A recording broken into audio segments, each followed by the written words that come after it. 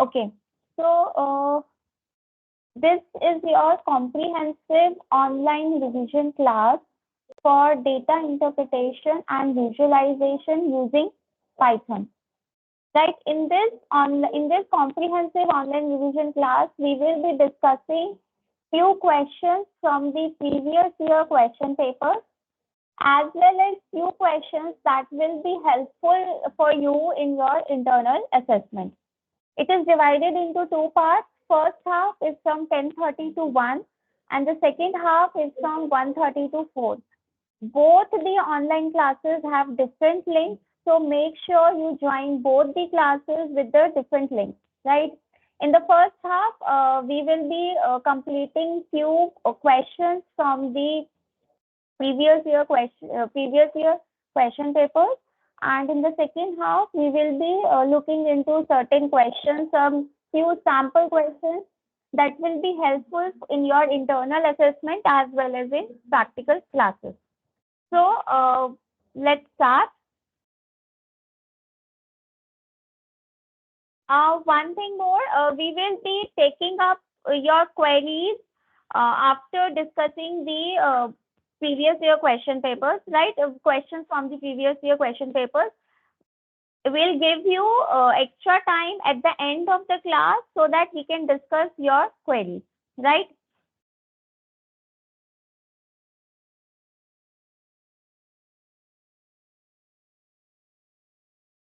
So let us say, suppose you have been given a question wherein you are given a program, and you are asked to find the output of the following program. Now you can see that this is a program. Uh, Import numpy as np. There is an array with the variable a, np.array. Another variable b, which is storing some random numbers from the function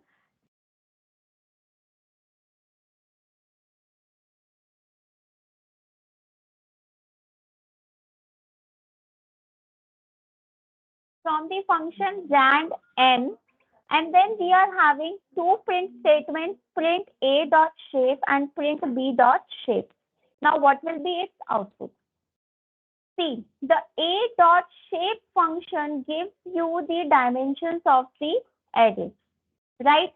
Now you can see here with this a dot shape, this a array, it is having 3 dimensions, right? And in the first dimension also, it is having two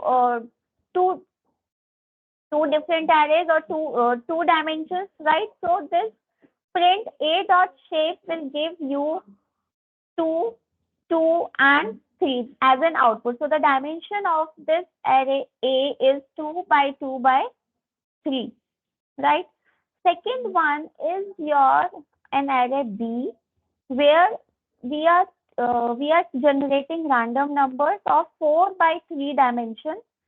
So the shape of the B array is 4 comma 3.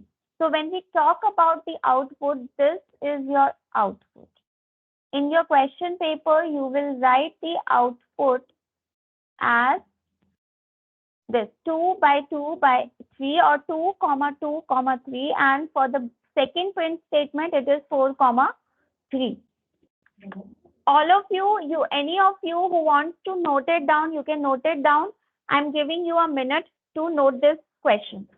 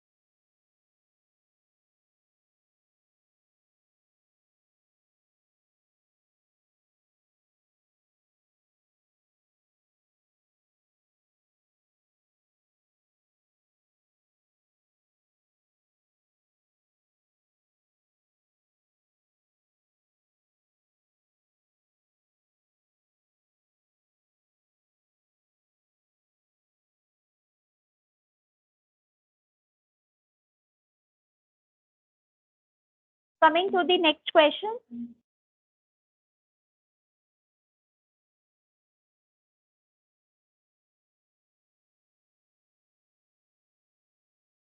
Okay, so coming to the next question, there is a question wherein you are asked to explain two functions that can be used to create a NumPy array objects. Right? Now your answer would be like, you will be writing the two functions that could be used to create array objects are, one is your numpy.array.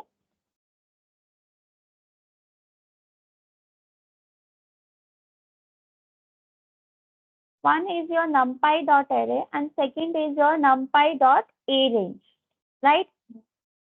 Now with the end, you will be writing certain description as well as their function definition along with the parameters. Here the numpy.array function creates an array from a Python list or tuple. Its definition is, first parameter is the object. Second parameter is the data type, which is none by default. Third parameter is your star. Fourth parameter, copy, which is true or false. Fifth is your order. Sixth, sub okay. ND minimum is 0 and like none. The second operator is your arange, numpy.arange, wherein it creates an array with evenly spaced values within a given range. The function definition for the arange function is numpy.arange, and it is having these parameters. First parameter start, second stop, third parameter is your step, fourth parameter is your D type, fifth parameter, this D type, data type none is your optional, and the next parameter is your none, like parameter. Now this is an example for how to create a NumPy array using the arange function. Here I have imported first the NumPy as a library and given it as an alias np. Take a variable array underscore range. Now you are using the function arange. The first parameter start. You are starting it from 1. Second parameter is stop. You are stopping it at 10. And third parameter is your step, that is your 2. You are creating an array of integers with a step by a step of 2. Second is creating an array from a list, right, using the array function. I have taken a variable mylist. Therein I have taken certain integers 1, 2, 3, 4, 5. Create a variable array from list and now use the function np.array mylist. In this array function, you are passing this mylist over here, right? Now, to show the output, we have taken the print statement. Third example you will be giving, that will be your to create an array from a tuple. I have taken a variable my tuple, initiated it with certain values. Take another variable array from tuple. Use the numpy alias np dot array function, and this variable which is storing the values as a tuple, pass this variable in the function my tuple, and then you can use a print statement.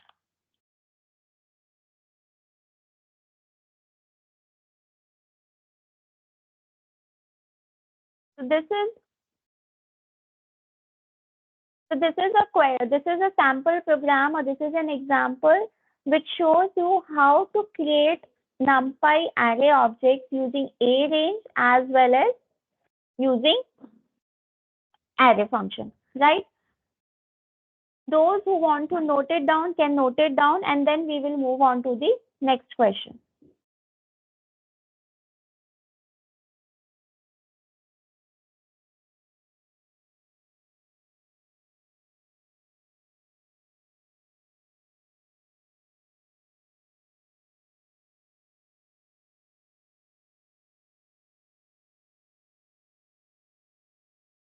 Okay, before moving on to the next question, let us run these two programs in an online compiler.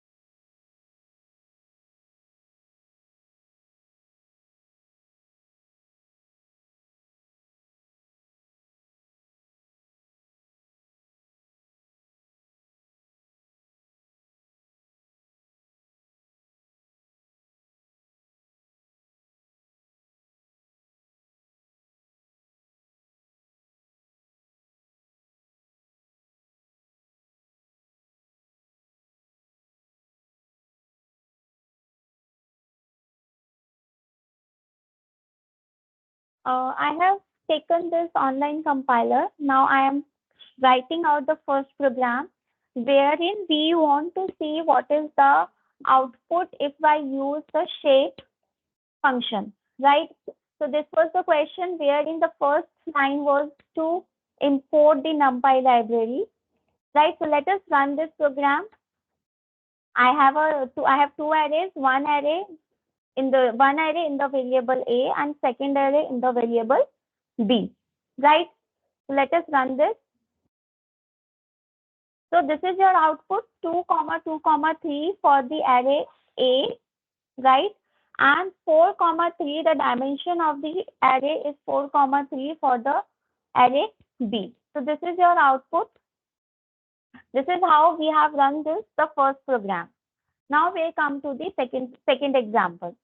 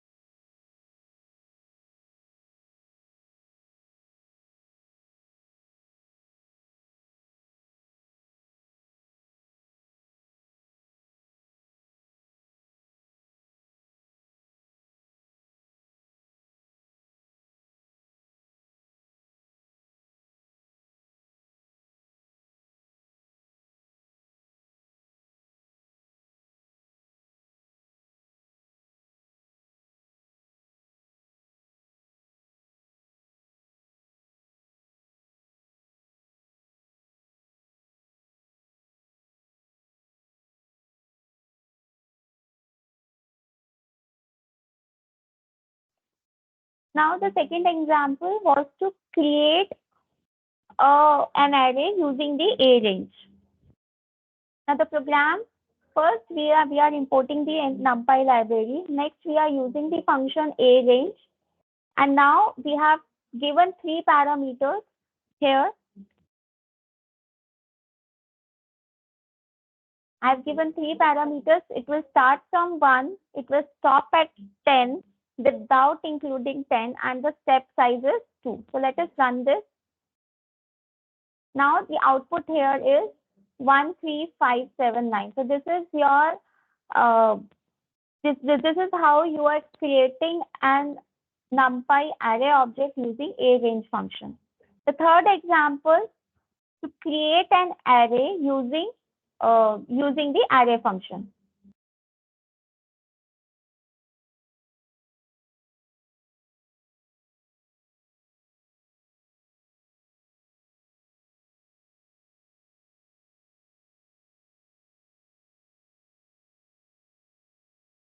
So here again, import the library.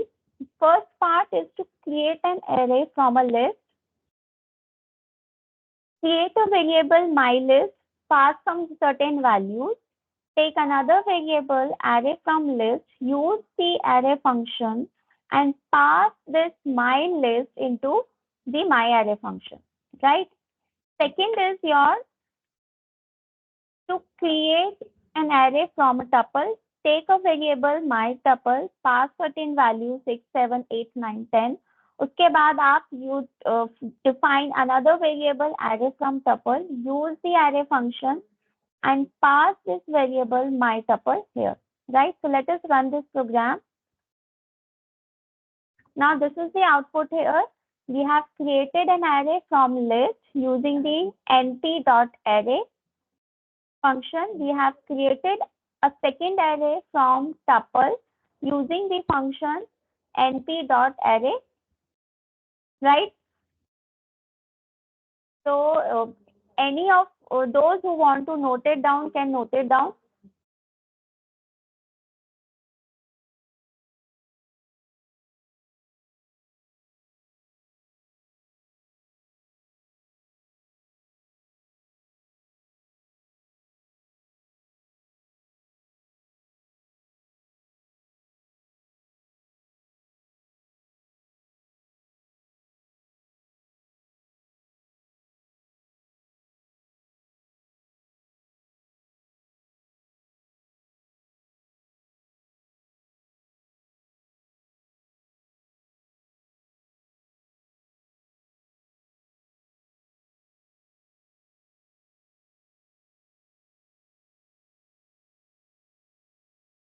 Okay, so coming to the next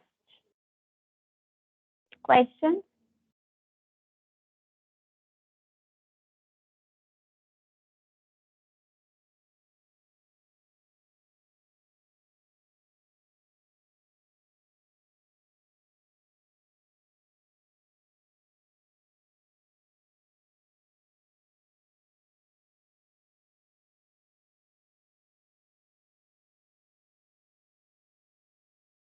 Okay, now another question is, you are given a code.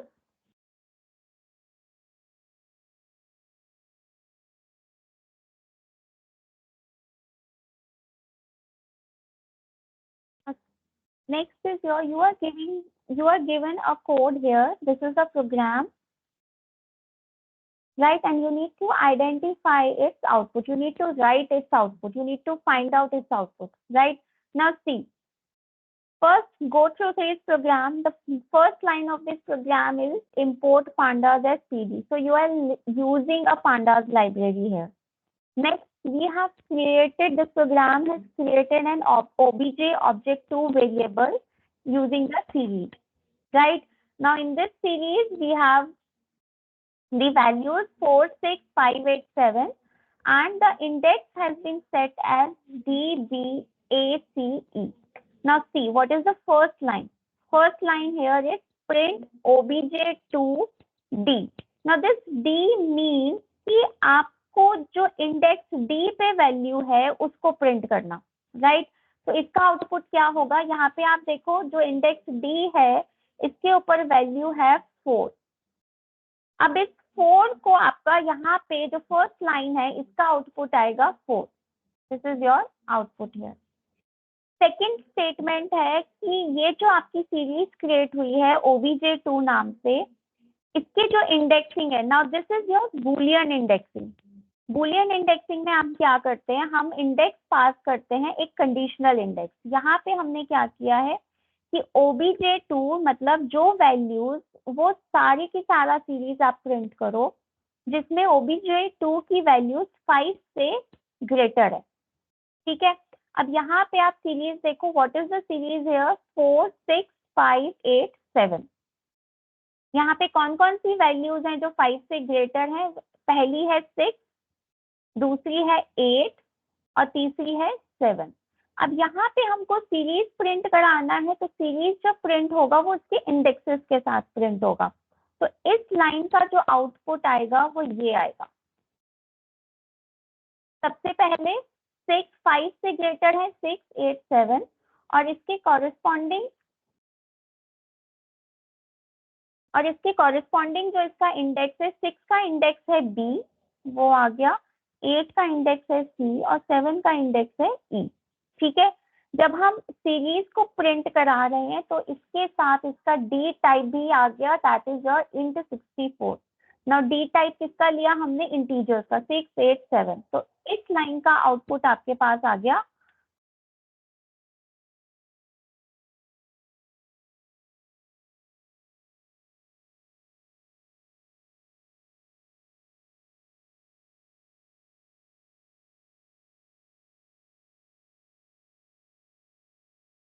ये जो आपकी line है,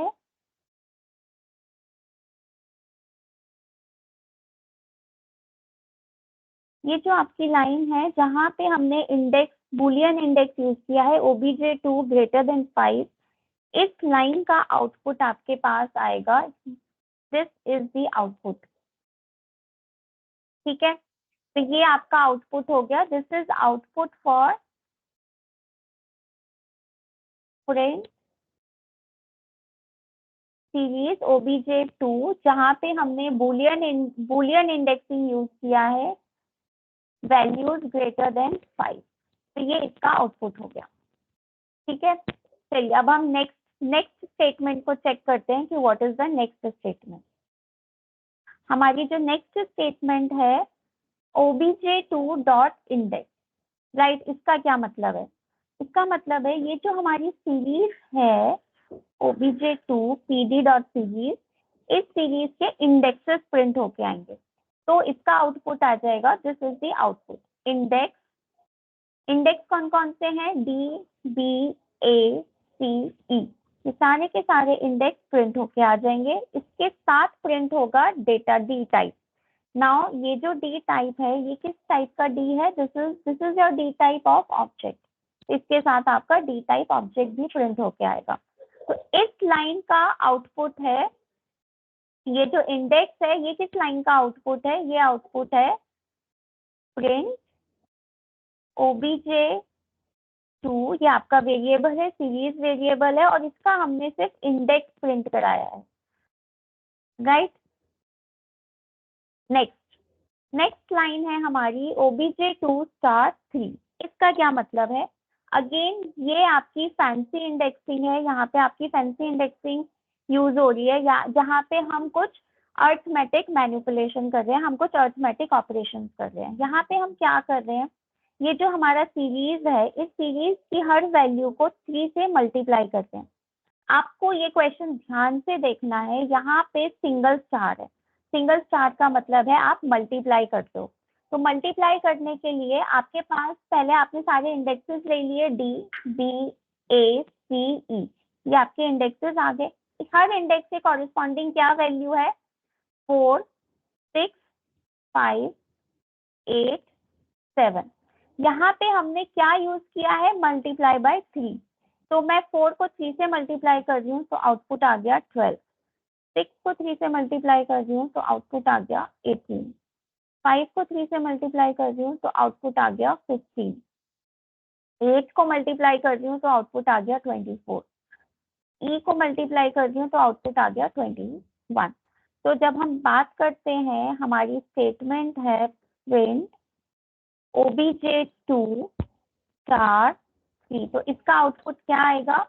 index D, B, ए, सी, ई, हर value को multiply कर रहे हैं हम 3 से, तो 4 3 are 12, सेकेंड है 6, 18, थर्ड है 5, 5 into 3 15, फोर्थ है 8, 8 into 3 24, और उसके बाद है 7, 7 into 3 21। साथ में इसके आएगा डी टाइप कोलन, ये कौन सी, ये इसका डेटा टाइप क्या है? इंटीजर। तो ये आपका आ गया इंटीजर 64।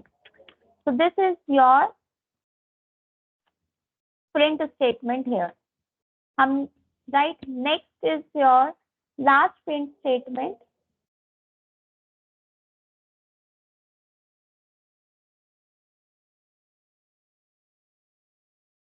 b:a, इसका मतलब यह है कि b, आपको वो सारी वैल्यूज लेनी है जो कि इंडेक्स b से स्टार्ट हो रहा है और a पे स्टॉप हो रहा है।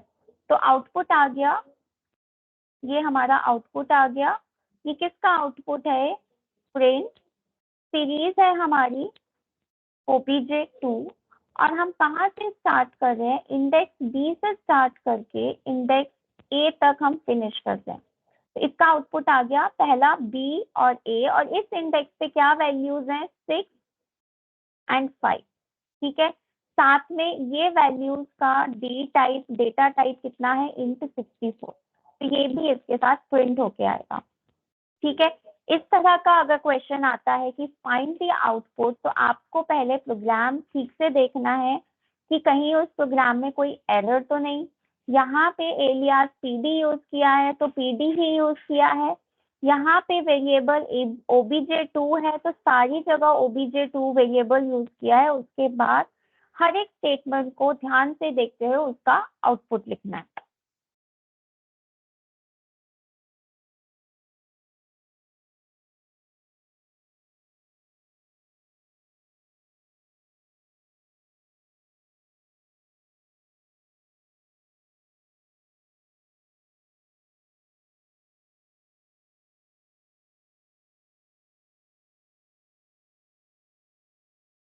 Giving you 2 minutes to see what is the program and what is the output here. After this, we will run this program on the compiler and verify whether this output is same or not.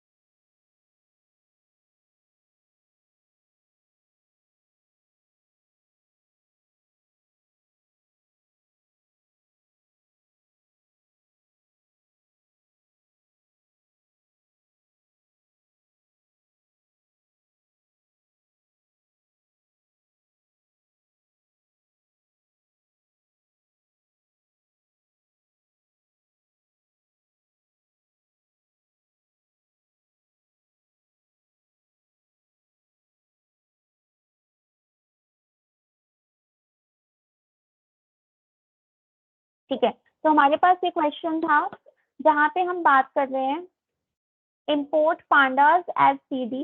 ठीक है, हमने library को import किया। हमारे पास एक series है जिसमें हमने इंडेक्स डिफाइन किए हुए हैं DBACE। तो what is the output of first line?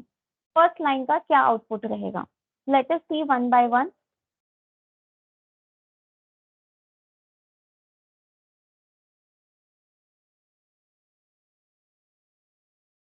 तो द फर्स्ट लाइन वाज कि हमको इस OBJ2 सीरीज के इंडेक्स वैल्यू डी पे क्या आउटपुट आएगा, तो आउटपुट हियर इज 4। उसके बाद हमको देखना है सेकेंड लाइन का आउटपुट। सेकेंड लाइन पे जहाँ पे हमने बात की है बुलियन इंडेक्सिंग की, वो सारी वैल्यूज प्रिंट होंगी जो कि 5 से ज्यादा है या 5 से ग्रेटर है। अब यहाँ पे आपका आ गया 687 along with the D type into 64। यहाँ पे हम सीरीज प्रिंट करा रहे हैं तो सीरीज के साथ इसकी इंडेक्सिंग भी आ गई। अब थर्ड लाइन की हम बात कर रहे हैं कि जो हमारा थर्ड लाइन है, थर्ड प्रिंट स्टेटमेंट है जिसमें हम इंडेक्स सिर्फ सीरीज के इंडेक्स को प्रिंट करा रहे हैं। So let us run this line. इस लाइन पे हमारा आउटपुट आ गया इंडेक्स, जहां पे हम DBACE को प्रिंट कराया और साथ में आ गया D टाइप ऑब्जेक्ट, राइट। अब बात करते हैं हम फोर्थ लाइन की, फोर्थ स्टेटमेंट की, जहां पे है OBJ, जहां पे हम हर एक ऑब्जेक्ट को 3 से मल्टीप्लाई कर रहे हैं, राइट। हम क्या कर रहे हैं, 3 से मल्टीप्लाई कर रहे हैं, तो इसका क्या आउटपुट आएगा, ये इसका आउटपुट हो गया। इसका आउटपुट है कि हर वैल्यू को 3 से मल्टीप्लाई करना, तो 12, 18, 15, 14, 21। सीरीज प्रिंट करा रहे हैं तो सीरीज प्रिंट कराने का मतलब है उसके साथ इसके इंडेक्सेस भी आ गए और साथ में क्या आउटपुट आया है, D type in 64। Fifth line की यहाँ पे फिफ्थ प्रिंट स्टेटमेंट है जहां पे सीरीज को इंडेक्स B से लेकर इंडेक्स A तक हम प्रिंट करा रहे हैं। तो let us see what is the output here, index B 6 और इंडेक्स A, साथ में D टाइप आया है इंटू 64। तो इस तरह से हम एक एक 1 बाय 1 लाइन हमने प्रिंट करके देखी कि क्या इसका आउटपुट आ रहा है, यही आउटपुट हमने लिखा हुआ था। तो let us come to the output screen that we have seen.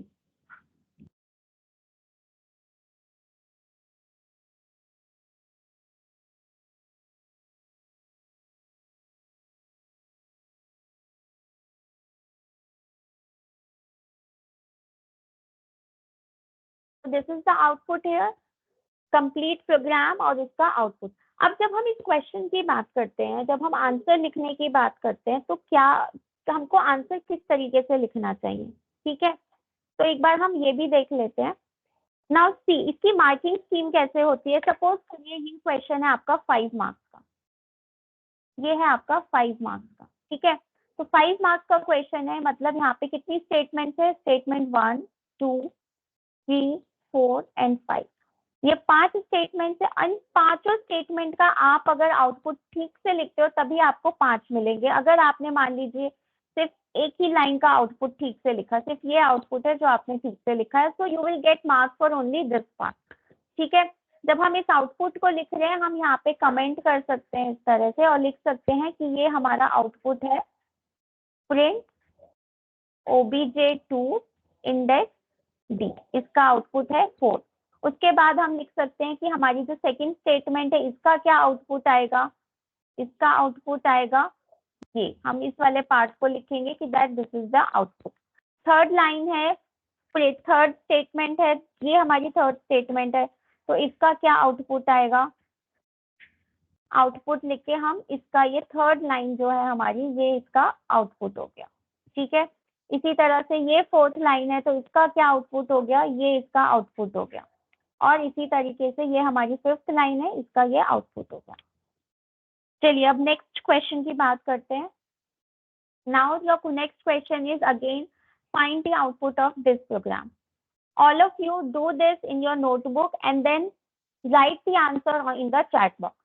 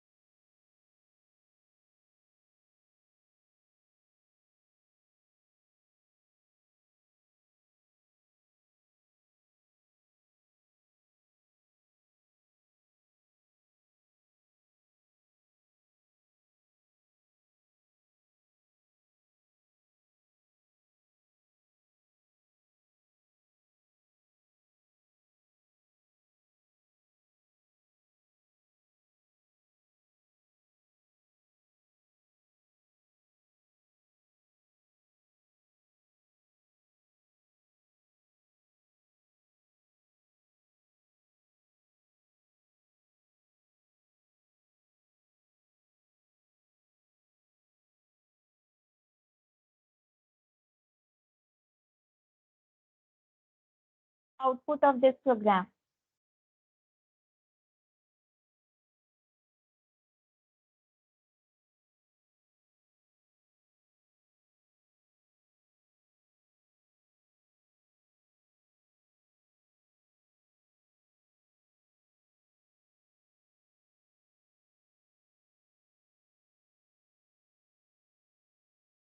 आप देखो,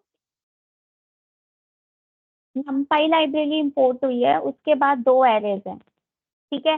पहला एरे है पहला एरे है AR, इसको हमने क्रिएट किया है 3.7 फर्स्ट वैल्यू, सेकेंड वैल्यू है -1.2, थर्ड वैल्यू है -2.6, फोर्थ वैल्यू है 0.5, फिफ्थ वैल्यू है 12.9 और फोर्थ है 10.1।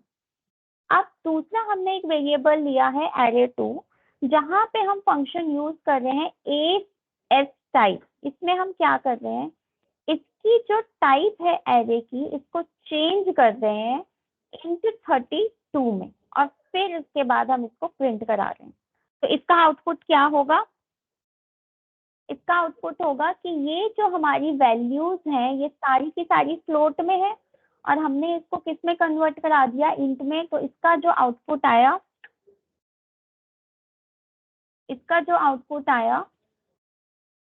ये 3.7 है, ये इंटीजर में कन्वर्ट हो गया 3, ये -1.2 है, ये कन्वर्ट हो गया -1।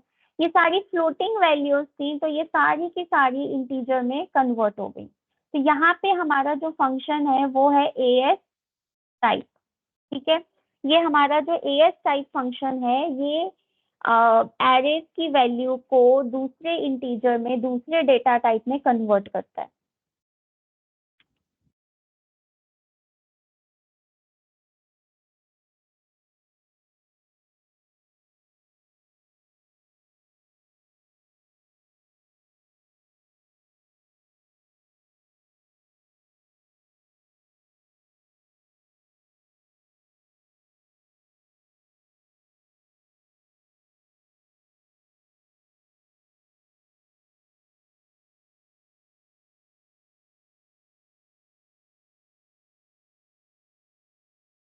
तो चलिए अब हम नेक्स्ट क्वेश्चन पे चलते हैं।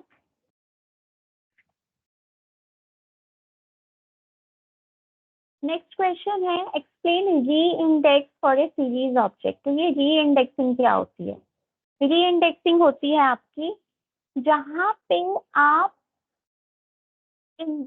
एक सीरीज ऑब्जेक्ट के इंडेक्स को चेंज करते हो, ठीक है। यहाँ पे हमने आंसर में लिखा है कि दैट री indexing is a method which is used to change the index of a series object, ठीक है।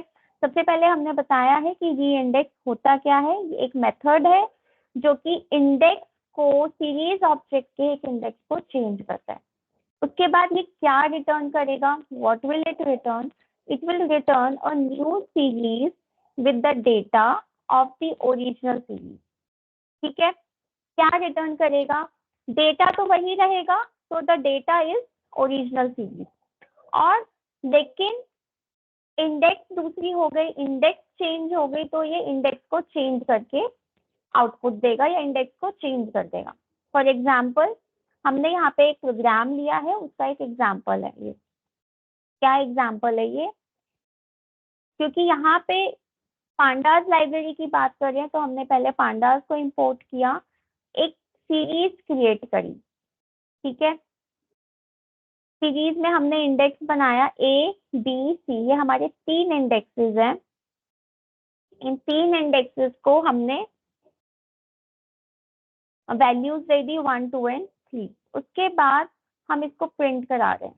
तो ये हमारी ओरिजिनल सीरीज है जिसमें इंडेक्सेस हैं A B and C। अब मैं री इंडेक्स फंक्शन यूज कर रही हूँ। उसके लिए मैंने पहले एक नया वेरिएबल बनाया, न्यू इंडेक्स। यहाँ पे मेरे पास 3 इंडेक्सेस है, तो मैंने यहाँ पे 4 इंडेक्सेस ले लिए, for example B C D A, ठीक है। उसके बाद ये जो न्यू इंडेक्स है, मैंने फंक्शन यूज किया री इंडेक्स। हम एक री इंडेक्स फंक्शन यूज कर रहे हैं। ये जो सीरीज है S, इसको कॉल कर रहे हैं री इंडेक्स फंक्शन, और हमने ये नई इंडेक्स को पास कर दिया। ठीक है, अब इसका आउटपुट क्या आया है देखिए, ओरिजिनल सीरीज में 3 इंडेक्स थे ए बी सी, री इंडेक्सिंग करने के बाद हमारी इंडेक्सिंग चेंज हो गई है बी सी डी ए। दूसरी चीज, यहाँ पे जो वैल्यूज थी, बी की वैल्यू आ गई 2, देखो आप डेटा सेम है, डेटा में कोई चेंज नहीं है। बी की वैल्यू आ गई 2, सी की 3, डी नाम से इंडेक्स नहीं था, यहाँ पे डी नाम से इंडेक्स नहीं था, तो डी की वैल्यू ब्लैंक आ गई, NaN is not a number, और ए की वैल्यू थी 1, तो ए की वैल्यू हो गई 1। यहाँ पे आप देखोगे कि जब हमने री इंडेक्सिंग की, तो री इंडेक्सिंग करने के बाद डेटा तो वही है, लेकिन इसका डेटा टाइप चेंज हो गया फ्लोट 64 में। ठीक है, तो जब हम बात कर रहे हैं what is reindexing is a method to change the index of a series. जब यही क्वेश्चन आपके एग्जाम में आता है,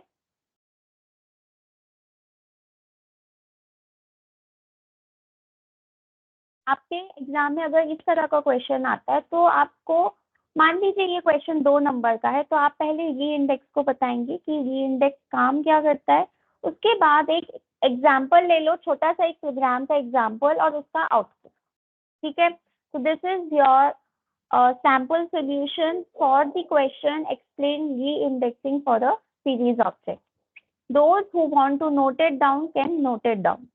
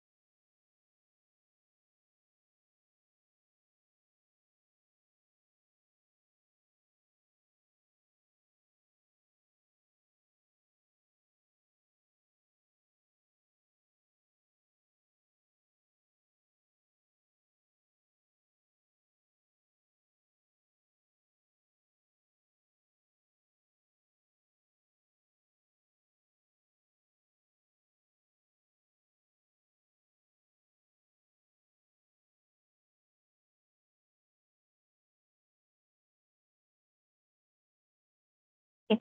Coming to the next question. एक क्वेश्चन आया है आपके प्रीवियस ईयर में, explain skip rows and NA values of read CSV function. जब हम डेटा लोड की बात करते हैं, हम पांडास सीरीज में या पांडास में हम डेटा लोड करते हैं, डेटा लोड कर रहे हैं हम लोड CSV से, और हम डेटा को रीड कर रहे हैं रीड CSV से। ठीक है, इसमें हमारे पास 2 फंक्शंस हैं, एक स्किप रोज और एक NA वैल्यूज। ना स्किप रोज का काम होता है कि आप स्टार्टिंग की कुछ रोज को स्किप करके CSV फाइल को रीड करो। CSV फाइल एक एक्सेल फाइल है जिसमें आपका डेटा है। NA वैल्यूज का काम होता है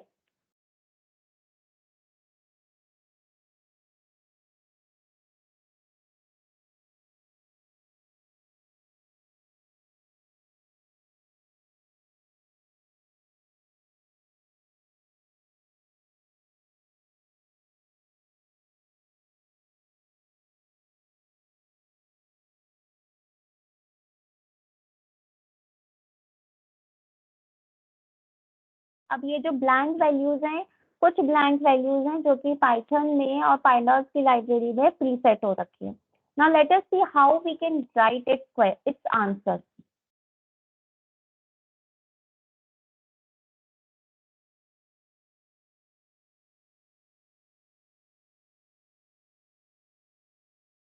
तो स्किप रोज का काम है कि जब हम एक फाइल को रीड कर रहे हैं, तो हम स्टार्टिंग की कुछ रोज को स्किप करते हैं। ठीक है, तो skip rows is to skip रोज।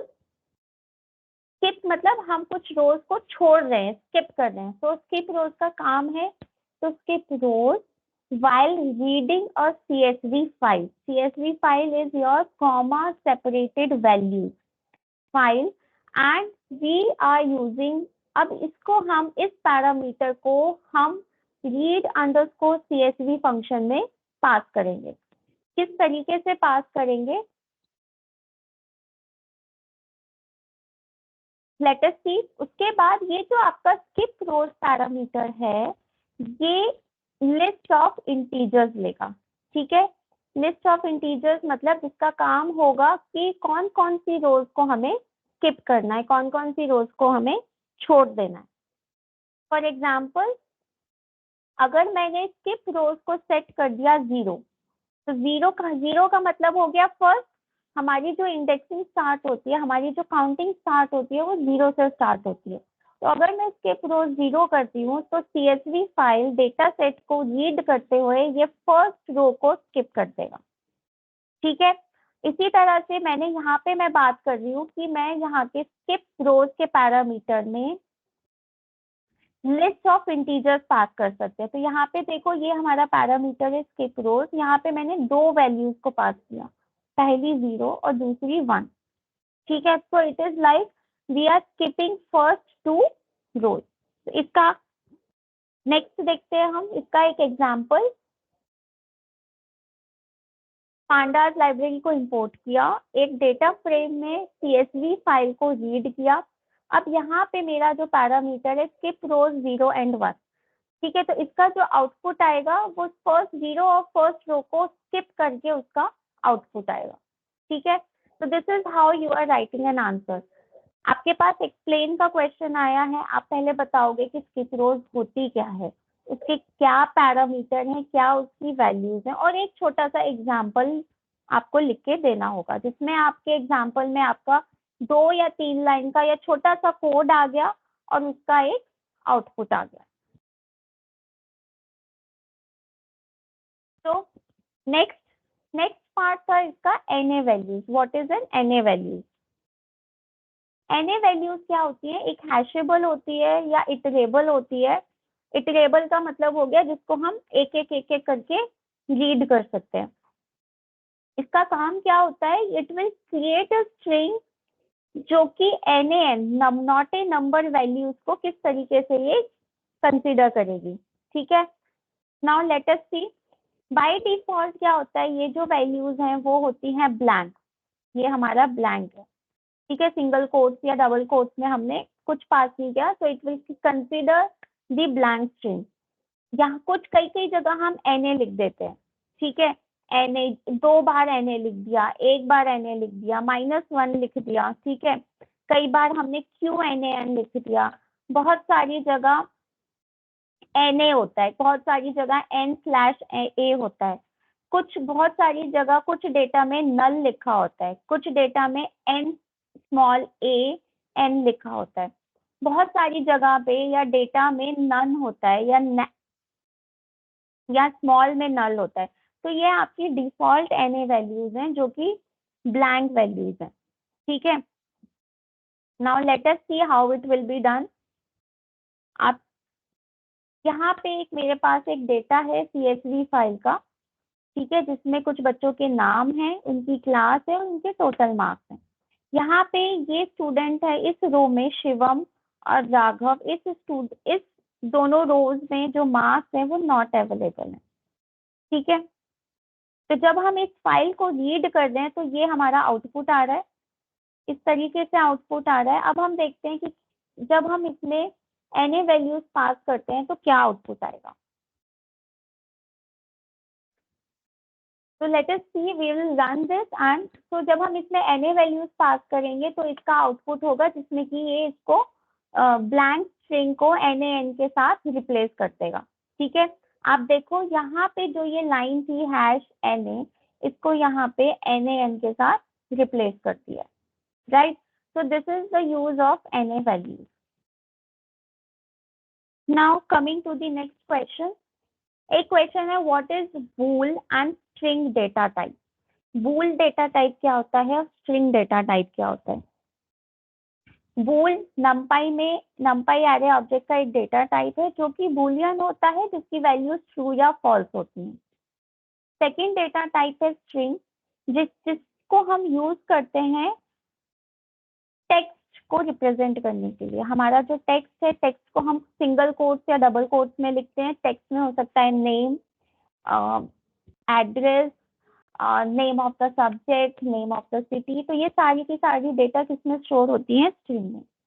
एक एग्जांपल ले लिया हमने, एक एरे क्रिएट किया जिसमें हमने बूलियन वैल्यूज को पास कर दिया, ठीक है, ट्रू फॉल्स ट्रू। दूसरा हम एक एग्जांपल ले रहे हैं स्ट्रिंग का, जिसमें हम स्ट्रिंग डेटा टाइप को जिसमें हम एक एरे क्रिएट कर रहे हैं और ये हमारा जो डेटा टाइप है वो स्ट्रिंग का है, जिसमें हमारे स्टूडेंट्स के नाम हो गए एलिस, बॉब एंड कैरल। तो जब इस तरह का क्वेश्चन आता है तभी आपको ध्यान रखना है कि आप पहले बता रहे हो कि what is the data type, हाँ यूज हो रहा है, और एक उसका छोटा सा एग्जाम्पल लिख के आपने समझा दिया कि बूल डेटा टाइप है तो उसका एरे इस तरीके से क्रिएट होगा, स्ट्रिंग डेटा टाइप है तो उसका एरे इस तरीके से क्रिएट होगा।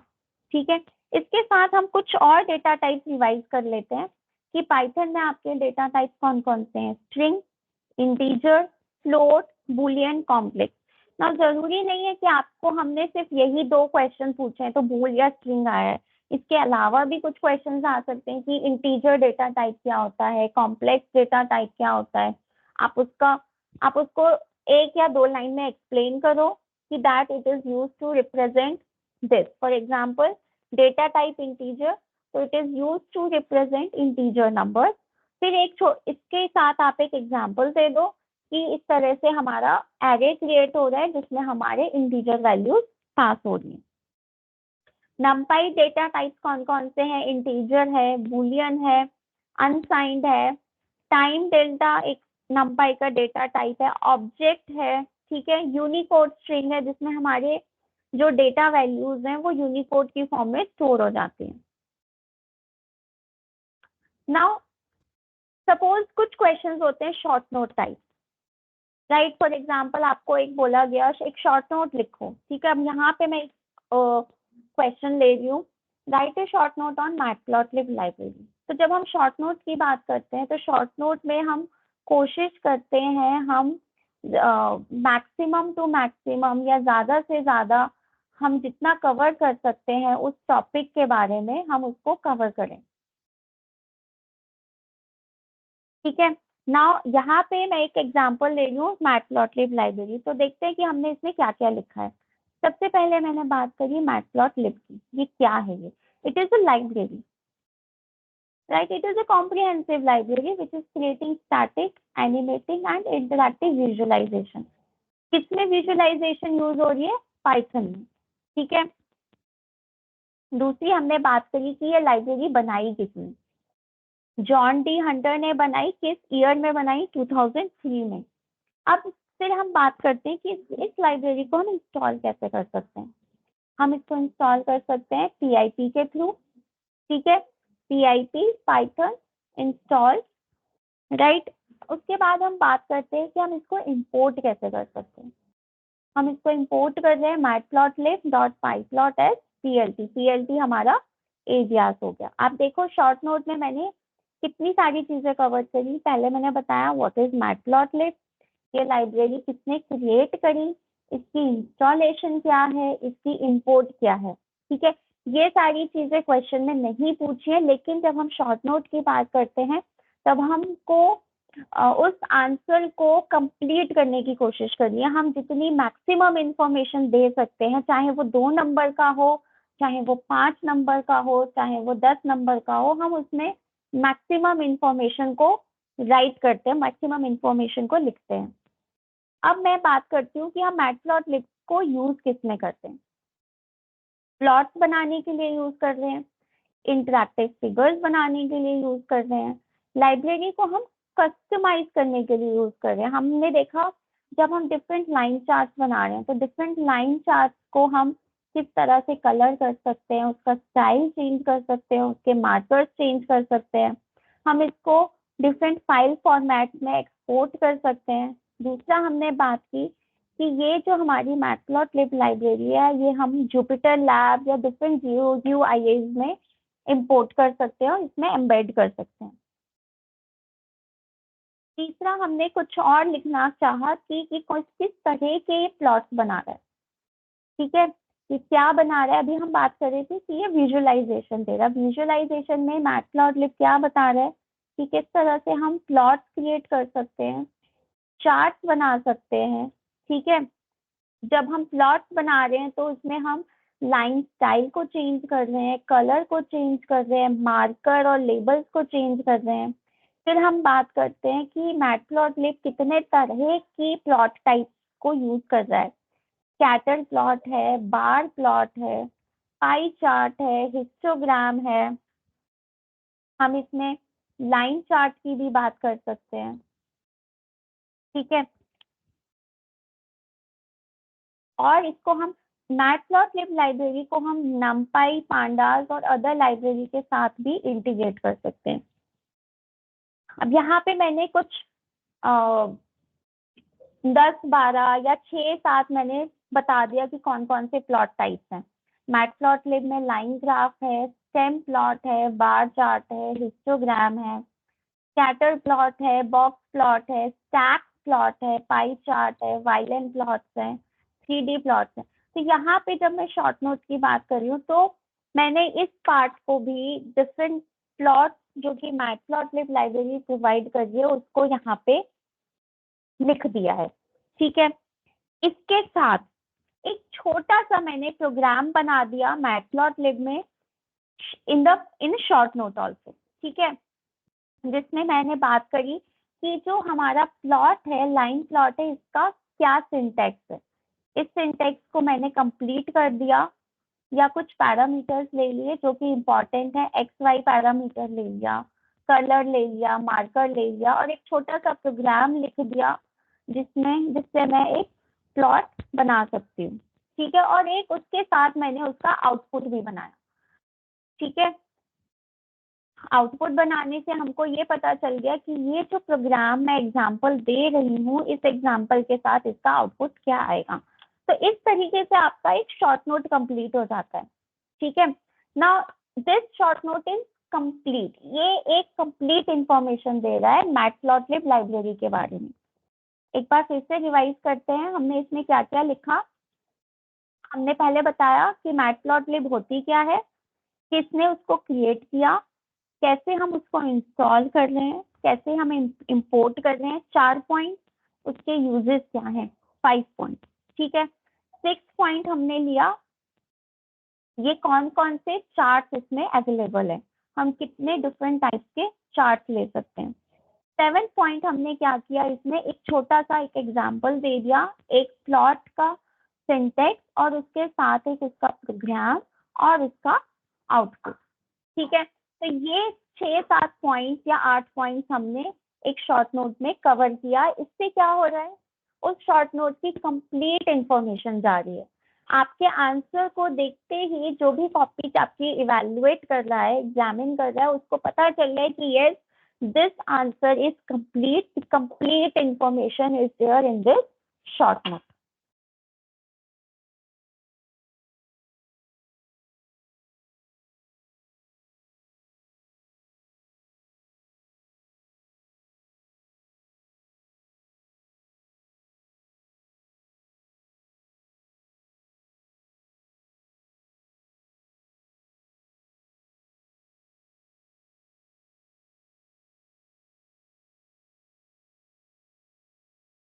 ओके, तो नेक्स्ट क्वेश्चन पे आते हैं हम अगेन। what will be the output of this following program? इसका आउटपुट क्या होगा। आप देखो यहाँ पे पांडास, लाइब्रेरी पांडास इंपोर्ट हो रही है। डेटा फ्रेम क्रिएट किया है जिसमें पहला एनिमल है, एनिमल के टाइप्स हैं।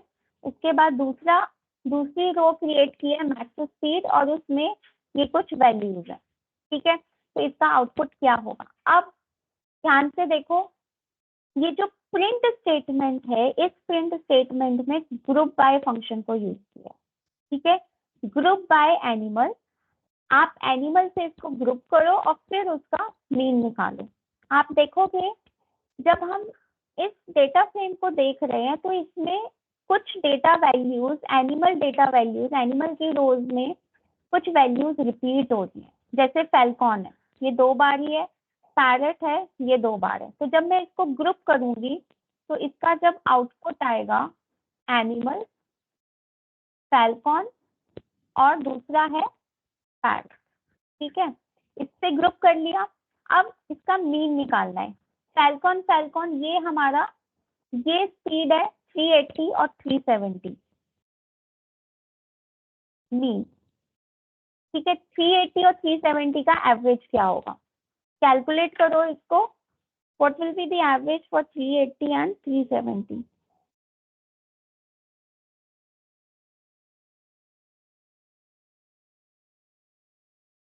क्या मीन हो गया फैल्कन का 375 point.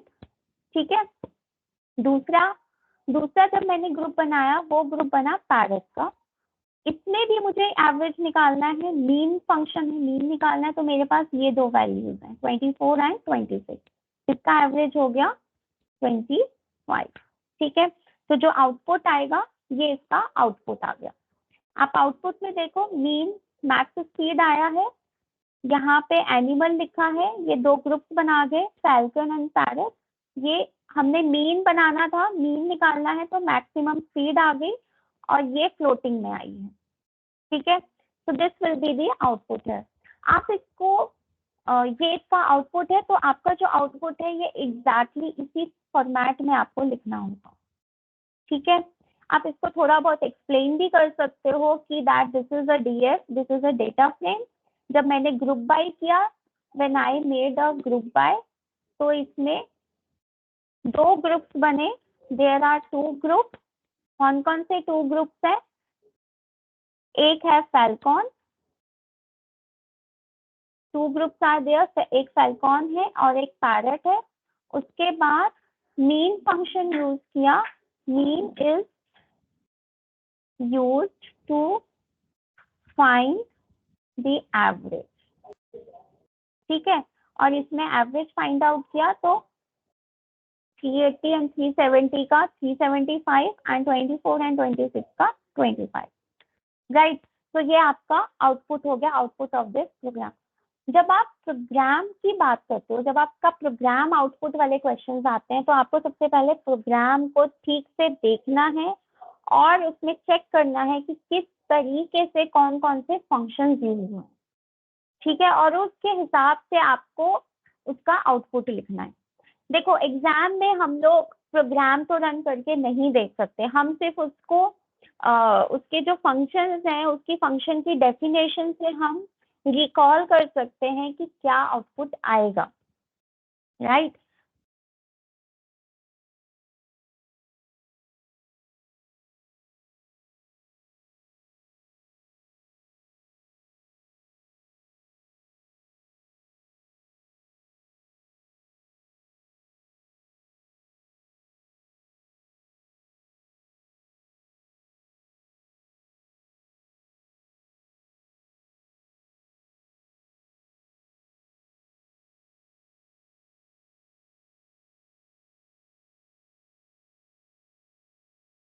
I hope this screen is visible to all of you.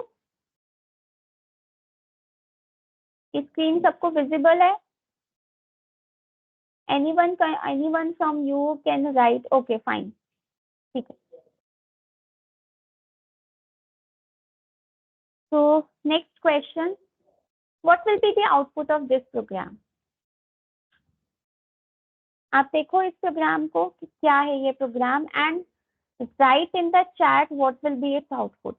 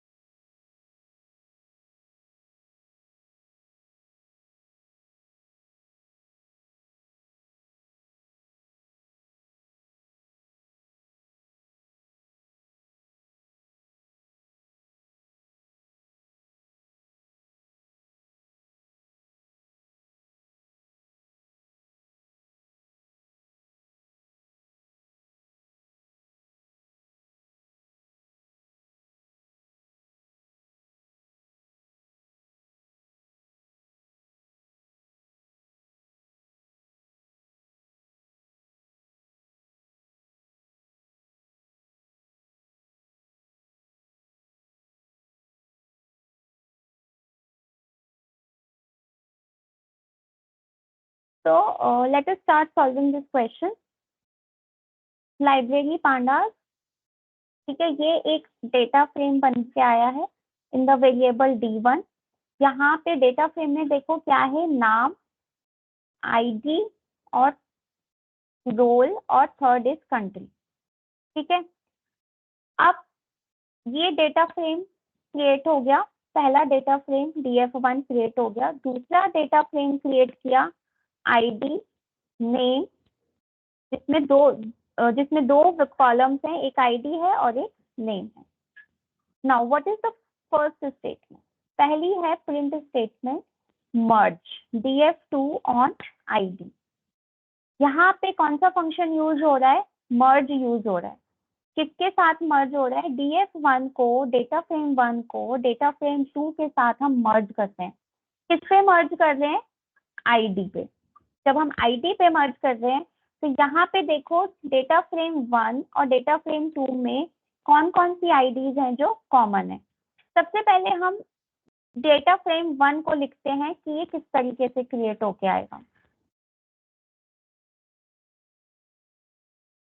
ये आपका नेम, दूसरा आईडी, तीसरा है कंट्री,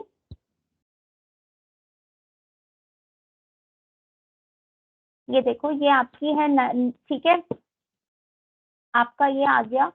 जब हम इसको आईडी पे कर रहे हैं तो ये हमारा आईडी हो गया 1 2 3, क्योंकि ये जो आईडी 1 2 3 है ये इसमें भी कॉमन है और यहाँ पे भी कॉमन है।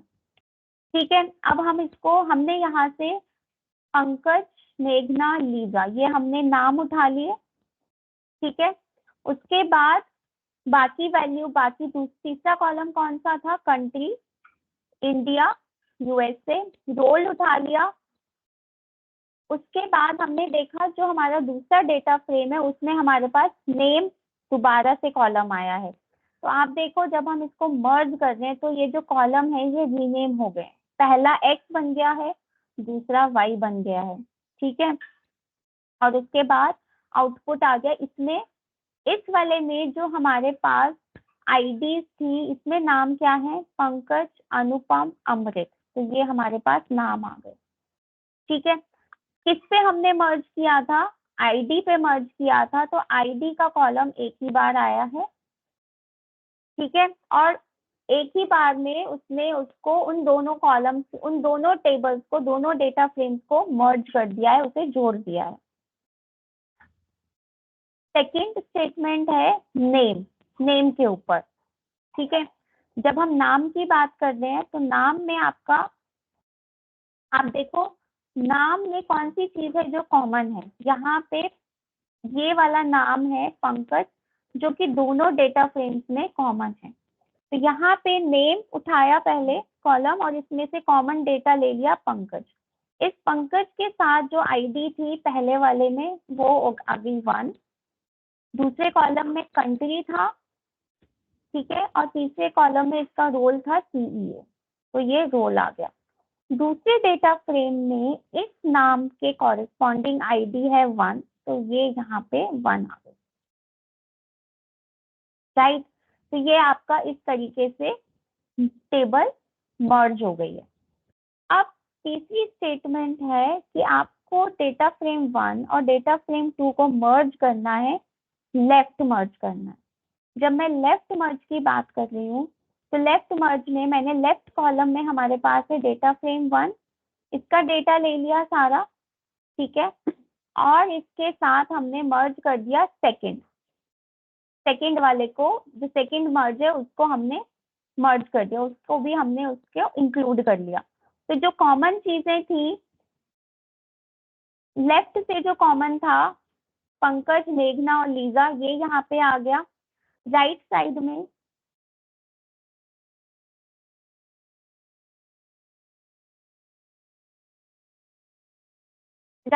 में जो सेकंड टेबल थी, उस सेकंड टेबल में हमारे पास 3 नाम थे, पंकज, अनुपम और अमृत।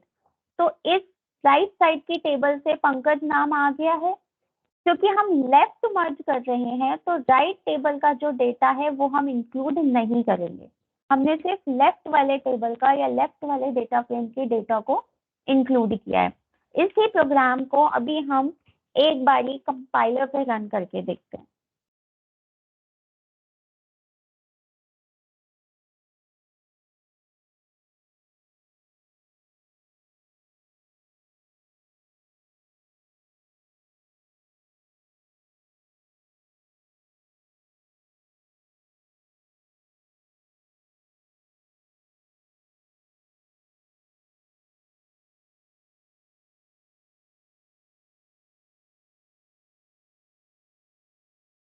ना सी सबसे पहले हम डेटा फ्रेम को ही प्रिंट कराते हैं कि what is there in the data frame.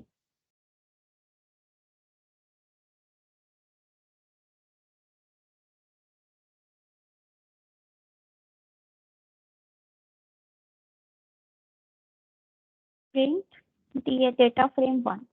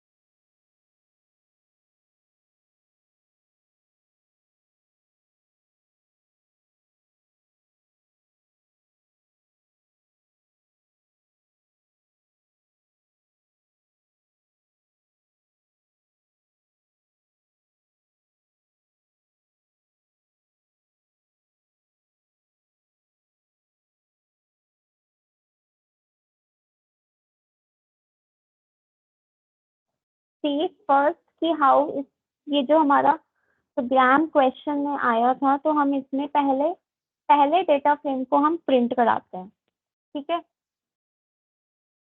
so this is my data frame 1 and this is the data frame 2. So what is the output of the data frame 1?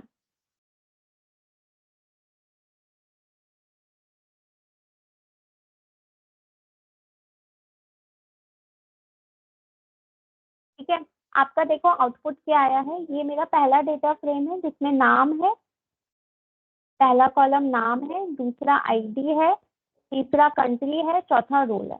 ठीक है, ये आपका एक data frame create होके आ गया। इसकी indexing देखो कहाँ से शुरू हो रही है, 0 1 2, राइट। अब let us see what is the output for the second date. अगर मैं सेकंड डेटा फ्रेम को प्रिंट कराती हूँ,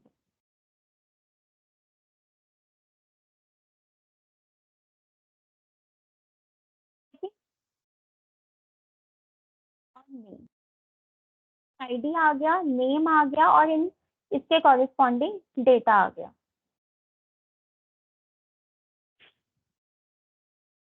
ठीक है, अब ये दोनों डेटा फ्रेम्स को हम देखते हैं कि किस तरीके से ये है।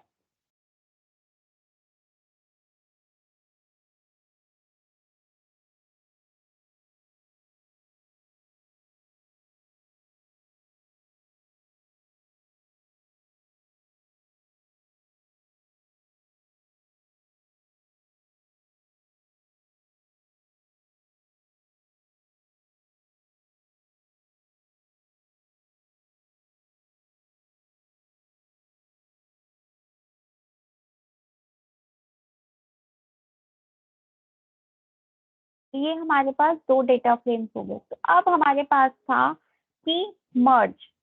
ठीक है, इसका मर्ज कैसे आएगा? Now let us see after merging on ID,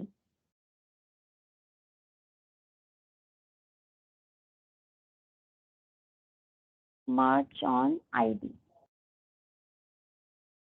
ID पे किस तरीके से मर्ज हो रहा है ये?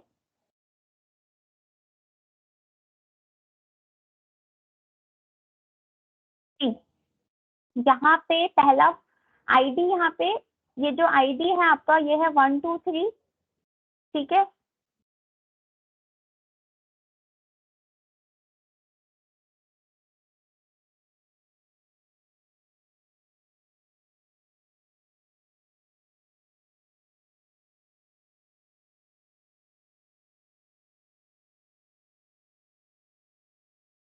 आपकी जो फर्स्ट डेटा फ्रेम है उसमें जो आपका किस पे हमने मर्ज किया? आईडी पे मर्ज किया, ठीक है। तो ये आईडी हमारी कॉमन हो गई, ठीक है। बाकी जो डुप्लीकेट कॉलम थे उनको अलग से नाम दे दिया, एक को दे दिया नेम अंडरस्कोर एक्स, दूसरे को दे दिया नेम अंडरस्कोर वाई।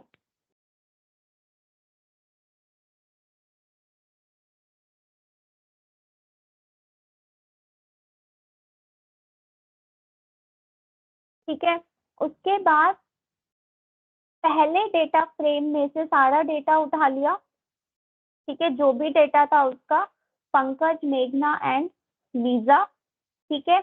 उसके बाद दूसरे डेटा फ्रेम में से भी हमने आईडीज देखी, सारी आईडीज कॉमन है, 1 2 3 1 2 3, ये तीनों आईडीज कॉमन हो गई 1 2 3, और उसके कॉरेस्पॉन्डिंग जो कॉलम था सेकंड नेम, इसको नाम दे दिया नेम अंडरस्कोर वाई। देखो नेम नाम से सेम कॉलम है, तो एक को नेम अंडरस्कोर एक्स चला गया, दूसरे को नेम अंडरस्कोर वाई चला गया, और ये तीनों नाम आ गए।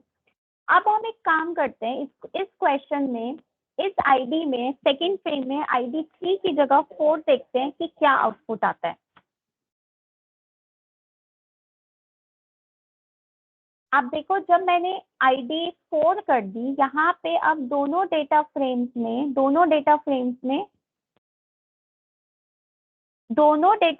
में कौन कौन सी आईडीज है जो कॉमन है? एक है 1 और 2, 1 और 2।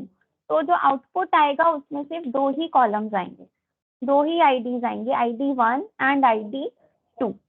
इस चीज का आपको ध्यान रखना है कि जब आप आउटपुट लिख रहे हो तो डेटा फ्रेम्स में क्या डेटा है उसको भी आपको ध्यान रखना है, ठीक है।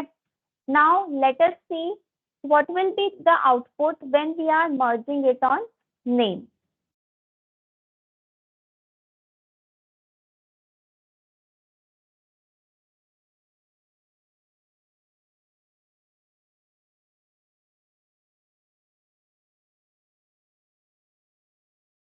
नेम के केस में देखो आप, यहाँ पे कितने नाम है जो कॉमन है? पंकज, एक ही नाम है, तो ये एक ही रो बन के आई है।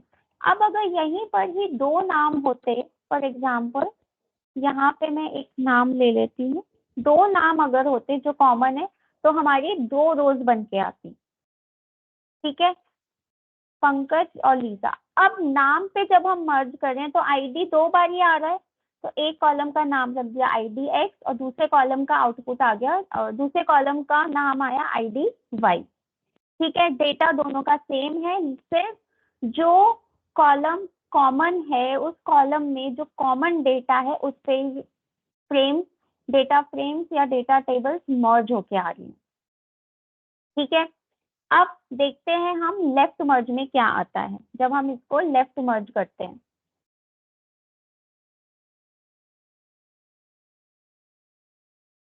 जब हम इसे लेफ्ट मर्ज कर रहे हैं तो इसका मतलब है कि जो लेफ्ट वाली टेबल है, जो पहली वाली टेबल है DF1, इसका सारा डेटा रहेगा, और जो सेकंड टेबल का जो कॉमन डेटा है वो रहेगा, बाकी कॉलम नहीं आएंगे।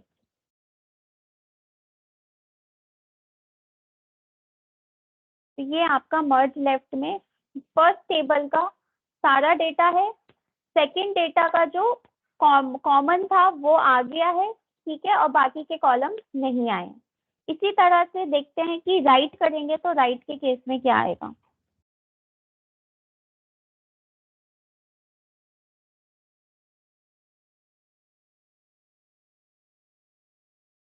राइट के केस में आप देखो, जो मेरी सेकंड टेबल थी पंकज, अनुपम एंड लीजा, इसका सारा डेटा आ गया है। दूसरी चीज देखो आप, यहाँ पे रोल, कंट्री और रोल नाम का कॉलम तो है नहीं, ठीक है। जो कॉमन कॉमन डेटा था, पंकज कॉमन डेटा था, उसकी तो वैल्यूज आ गई, इंडिया, सीईओ। ये जो दोनों डेटा था अनुपम एंड लीजा, इसके कॉरेस्पॉन्डिंग तो कुछ है ही नहीं, ना कंट्री है ना रोल है, तो इसका जो आउटपुट आया वो आया एनए है, ठीक है। तो you have to see what the program line is all about. आपको रन करके तो नहीं देखना है, आपको कंसेप्ट समझ में आना चाहिए, आपके दिमाग में कंसेप्ट होना चाहिए, आपको पता होना चाहिए कि कौन सा फंक्शन क्या कर रहा है। अब जैसे मर्ज फंक्शन है, तो मर्ज कितने तरीके से हो रहा है, आईडी से हो रहा है, नेम से हो रहा है। तो कॉमन जो कॉलम है वो आएगा एक बारी, उसके बाद जो डुप्लीकेट कॉलम हो रहा है वो एक्स बन के आएगा। इसी तरह से आप देख रहे हो हाउ है, तो लेफ्ट मर्ज में क्या आउटपुट आएगा, जब राइट मर्ज में किस तरह से आउटपुट आएगा, उस तरह से आपको उसका आउटपुट लिखना है।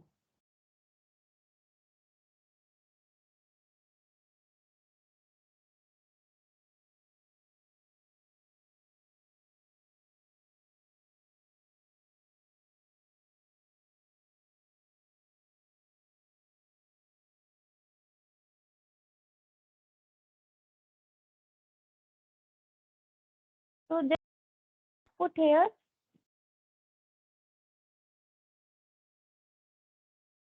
ठीक है। ये आउटपुट होप आप सबको समझ में आ गया है कि कैसे मैंने इसका आउटपुट निकाला है।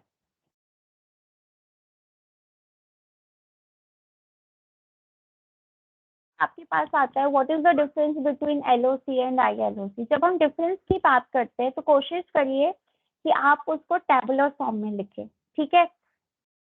तो let us see what is LOC and ILOC. Now जो एलओसी है ये एक सिंगल लेबल या इंटीजर। इस एलओसी में लोकेशन में और इंटीजर लोकेशन में, आप देखो LOC is location and ILOC is integer location. Location में आप इंडेक्स में कोई भी लेबल पास कर सकते हो या इंटीजर, ठीक है। उसके बाद आईएलओसी की जब बात करें तो उसमें सिर्फ इंटीजर पास कर रहे हैं। दूसरा हमने ले लिया लिस्ट, ठीक है। हम इसमें लिस्ट ऑफ लेबल्स पास कर सकते हैं, इसमें लिस्ट ऑफ इंटीजर्स पास कर सकते हैं। Third is slicing. Third difference है दोनों के स्लाइसिंग में। जब मैं स्लाइस कर रही हूँ तो इसमें ये दोनों के दोनों इंडेक्सेस इंक्लूडेड है, ठीक है।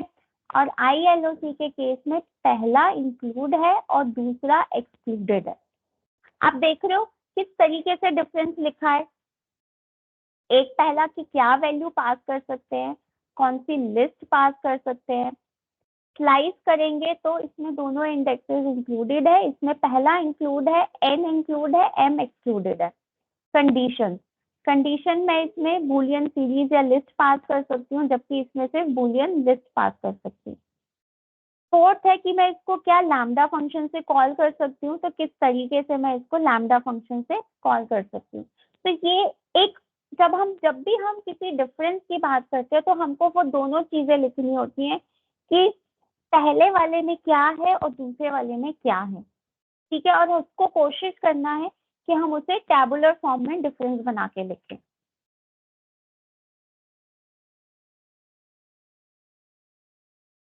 एक और हमने थोड़ा सा और एग्जांपल दे दिया कि जब मैं सिंगल रो ले रही हूँ,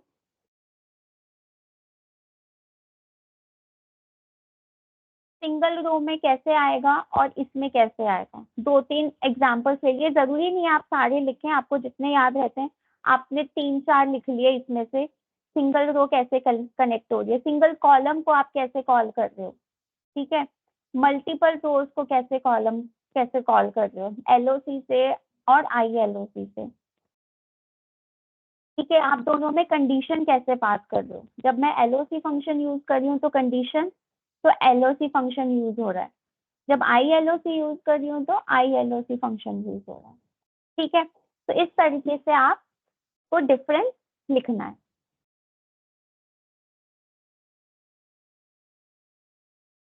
नेक्स्ट बात करते हैं, थोड़ा सा हम रिवाइज कर रहे हैं कि लैम्डा फंक्शन क्या होता है। लैम्डा फंक्शन होता है जिसमें आप बिना नाम लिखे फंक्शन को लिख सकते हो। ठीक है, यहाँ पे आपके पास एक से ज्यादा ऑब्जेक्ट्स हैं, ठीक है, और इस फंक्शन में आप क्या कर रहे हो, x प्लस वाई, आप एक सिंगल एक्सप्रेशन दे रहे हो इवेलुएट करने के लिए, राइट। तो ये आपका लैम्डा फंक्शन हो गया। अब एक क्वेश्चन आया है आपके एग्जाम में कि write a program to create a pandas of all pandas series of all even numbers. This is pandas series.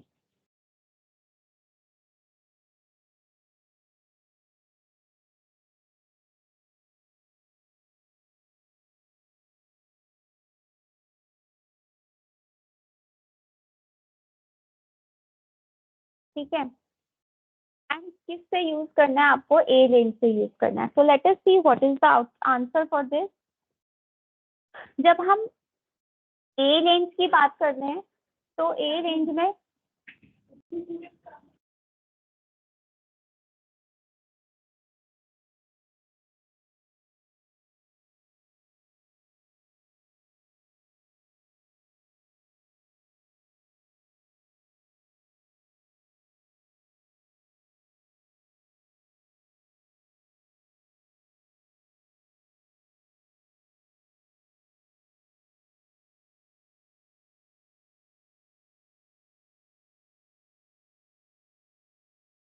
तो जब हम ए रेंज की बात कर रहे हैं तो सबसे पहले हमको नमपाई लाइब्रेरी को इंपोर्ट करना है। पांडास सीरीज की बात कर रहे हैं तो हमने पांडास लाइब्रेरी को इंपोर्ट किया है। ठीक है, अब ए रेंज से हमको एक एरे क्रिएट करना है। एरे क्रिएट किया, ए रेंज का फंक्शन डेफिनेशन क्या था, स्टार्ट, टू से स्टार्ट करना है। ठीक है, अब देखो यहाँ पे 30 है, ठीक है, 30 को अगर इंक्लूड करना है तो मुझे यहाँ पे 31 या 32 लेना पड़ेगा। ठीक है, उसके बाद इवन नंबर्स की बात कर रहे हैं तो स्टेप हो गया 2, राइट। फिर उसके बाद हमने एक प्रिंट दे दी जो कि array of all even integers ले रहा है 2 to 30, और उसके बाद इस एरे को हमने प्रिंट करा दिया। अब क्वेश्चन क्या है, पांडा सीरीज बनानी है। तो पांडा सीरीज के लिए मुझे पीडी एलियास को यूज करूंगी और एक सीरीज में एरे को पास करूंगी। ठीक है, तो इस तरीके से आपका ये प्रोग्राम बन गया। प्रोग्राम में देखो हमने क्या क्या लिखा है, नमपाई लाइब्रेरी इंपोर्ट करी, पांडास लाइब्रेरी इंपोर्ट करी। ए रेंज फंक्शन को हम कैसे यूज कर रहे हैं, स्टार्ट, स्टॉप और सेट। ठीक है, उसके बाद हम सीरीज को क्रिएट कर रहे हैं, सीरीज किस तरीके से क्रिएट करते हैं। तो आपके जो पॉइंट्स होंगे, आपके जो मार्क्स होंगे, वो किस किस चीजों पर डिपेंड होंगे। पहले आप कौन कौन सी लाइब्रेरीज इंपोर्ट कर रहे हो, आप ए रेंज फंक्शन को ठीक से यूज कर रहे हो। तीसरी चौथी चीज, आप सीरीज जब क्रिएट कर रहे हो तो सीरीज का फंक्शन आप यूज ठीक से करते हो। अब यहाँ पे आप देखो एस कैपिटल है, कई बारी बच्चे को लगता है कि हमने तो प्रोग्राम सही लिखा था, लेकिन गलती क्या होती है, एस स्मॉल है, तो मार्क्स वहां कट जाते हैं। कई बारी क्या होता है कि माई एरे, यहाँ माई एरे फंक्शन है, यहाँ पे फंक्शन, सॉरी माई एरे यहाँ पे वेरिएबल है और यहाँ पे वेरिएबल कुछ और यूज कर लिया, राइट। या आपके जो मार्क्स कैसे कट गए हैं, आपने जो ये ए रेंज लिया, क्वेश्चन है कि 30 को इंक्लूड करना है और आपने यहाँ पे 2,30 ले लिया। ठीक है, इस केस में क्या होगा, 30 इंक्लूड नहीं होगा। इवन इंटीजर्स कहाँ से आएंगे, 2, 4, 6, 8, 28 तक आएंगे, 30 नहीं आएगा।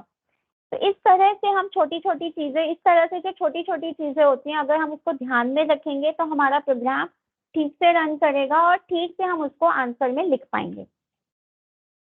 अब देखते हैं इसका आउटपुट क्या आएगा। ये इसका आउटपुट आएगा जिसमें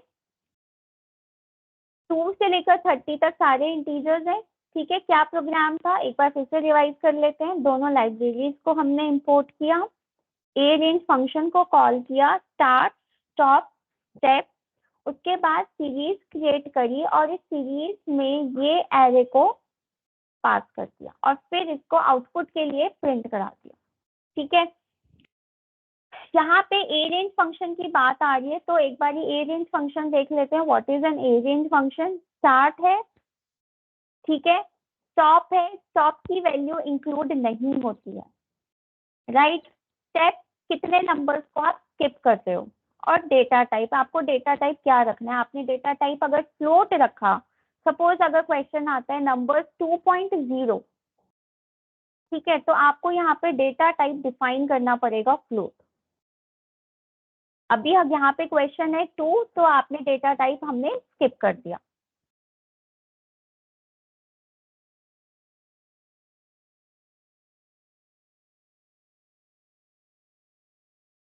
तो this is a small program along with the output.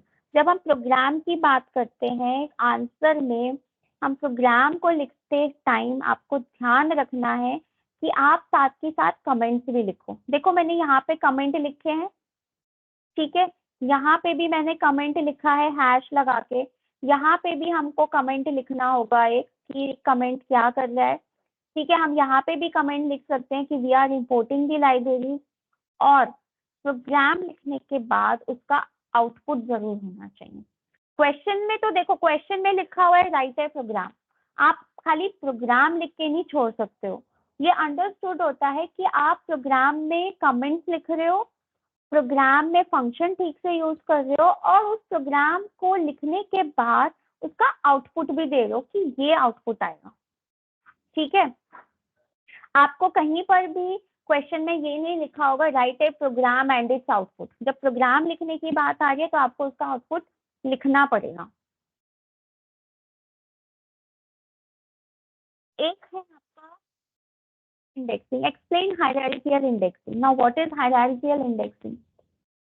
Hierarchical indexing होती है डेटा फ्रेम में, जिसमें हम मल्टी लेवल इंडेक्सिंग यूज कर सकते हैं, ठीक है। It is like multi multi dimension, multi level indexing, जहाँ पे हम एक से ज्यादा कॉलम को इंडेक्स बना सकते हैं। एक ये इसका छोटा सा एग्जाम्पल है, ठीक है। ये एग्जाम्पल आपके एसएलएम से मैंने लिया है। एसएलएम में भी यही एग्जाम्पल दिया हुआ है कि आपके दो, ये एज है, ये एक इंडेक्स है, दूसरा इंडेक्स है देखो सिटी। इस सिटी में हमारे इंडेक्सेस हो गए, उसके बाद दूसरे इंडेक्सेस क्रिएट हो गए। So we are using multiple indexing in hierarchical indexing. ये इसका आउटपुट आ गया, नेम, एज एंड सिटी, ये दो ग्रुप्स बन गए। So this was all, these are the few of the questions, subjective questions that I have discussed, आपके previous year में आए हुए हैं। और इसी तरह के क्वेश्चंस आएंगे। आपके आउटपुट के क्वेश्चंस होंगे कि what is the output of the program. आपके पास एक क्वेश्चन होगा राइट ए प्रोग्राम। आपके पास कुछ ऐसे डिस्क्रिप्टिव क्वेश्चंस होंगे, एक्सप्लेन करो, शॉर्ट नोट लिखो, या डिफरेंस फाइंड आउट करो, ठीक है। Now I am finishing of the question discussion here, and now I am giving uh, you time to you can discuss, you can ask your question, ठीक है। आप अपना mic को अनम्यूट करके आप क्वेश्चन पूछ सकते हो, या आप चैट बॉक्स में भी लिख सकते हो कि आपको, अगर आपको कुछ क्वेश्चन पूछना है तो।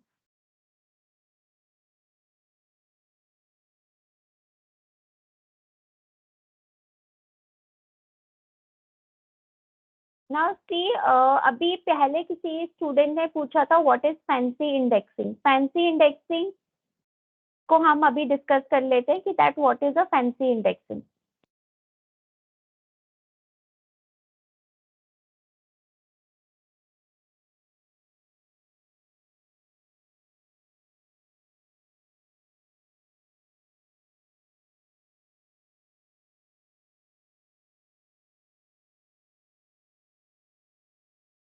ग्राफ वाला भी समझा देना।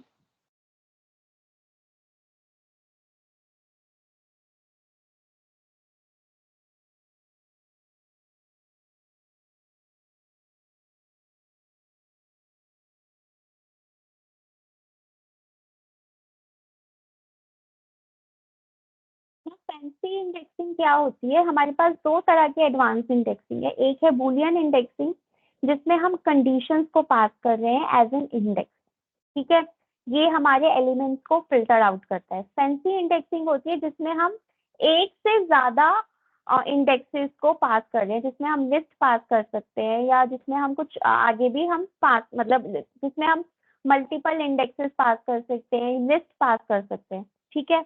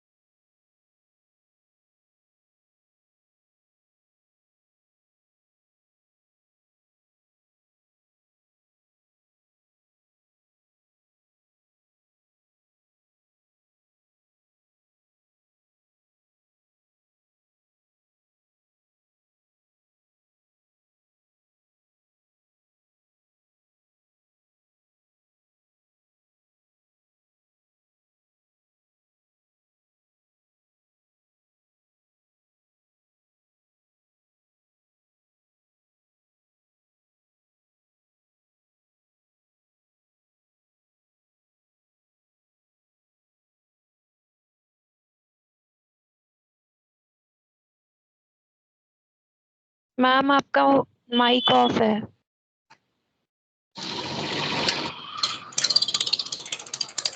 Okay. So what we were talking about here in the indexing की हम बात कर रहे थे।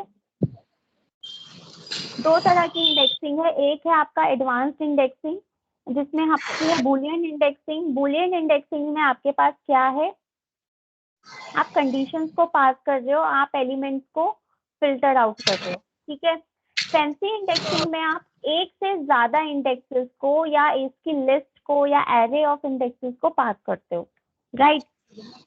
बुलियन इंडेक्सिंग का एक एग्जांपल, जैसे आप ये देखो यहाँ पे मैंने कंडीशन बना दी कि एरे की वैल्यूज 4 से ज्यादा है और इसको मैंने यहाँ पे पास कर दिया। ठीक है, इससे जो आउटपुट आएगा वो ये आएगा, जहाँ पे जितनी भी वैल्यूज 4 से ज्यादा है वो सारी की सारी वैल्यूज प्रिंट होके या आउटपुट में आएंगी। ठीक है, नेक्स्ट आपका फैंसी इंडेक्सिंग के केस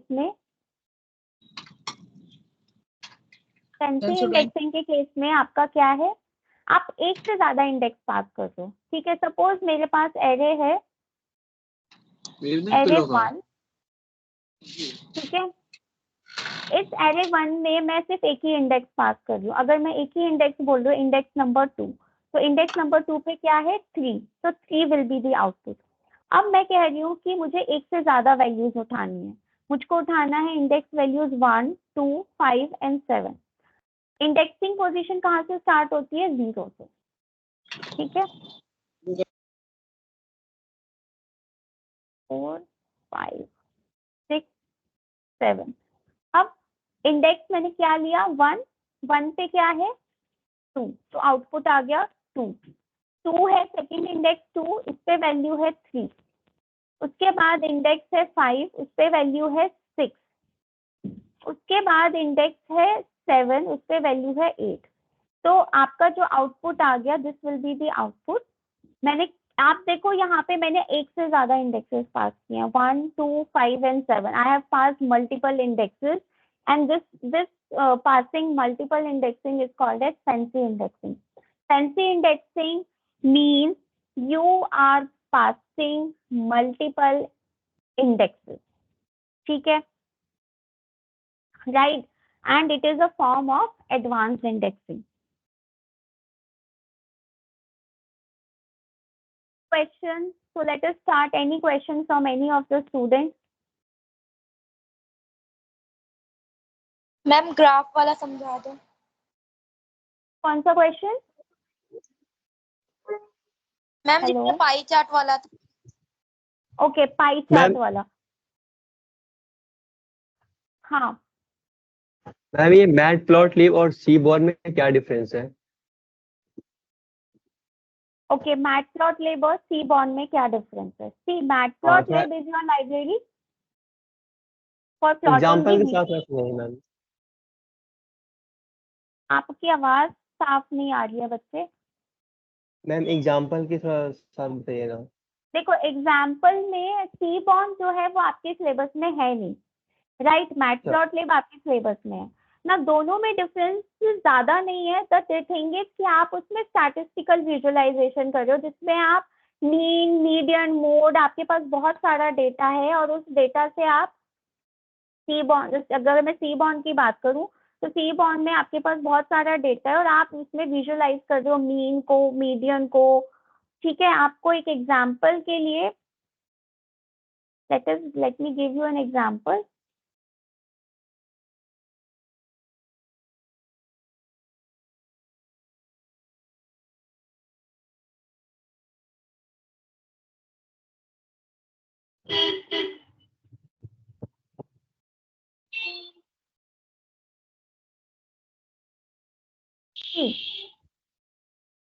यहाँ पे मैंने दो लाइब्रेरीज इंपोर्ट करी, मैटप्लॉटलिब और सीबॉर्न।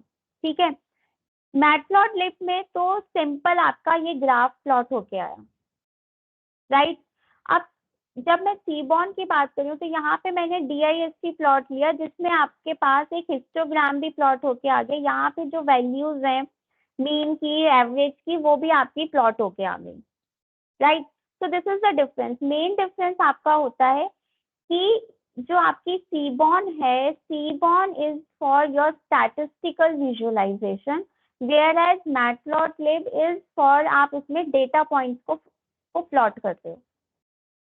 आपको अगर एक्स्ट्रा है कि मतलब you want to study more what is seaborn, what is matplotlib, I am giving you a link in the chat box, you can study it from there. Okay ma'am, okay.